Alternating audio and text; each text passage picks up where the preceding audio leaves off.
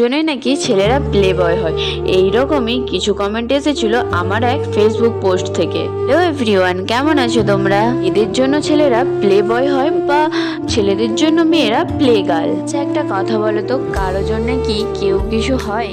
আমরা যেটাই করি সেটা সম্পূর্ণ আমাদের নিজের দায়িত্ব এবং নিজের বিবেচনা থেকে। যে একটা কথা বলো তো, কোনো ছেলে বা ধরো কোনো মেয়ে কি তোমাকে বলে দেয় যে তুমি প্লে বয় হও বা প্লে গার্ল হও?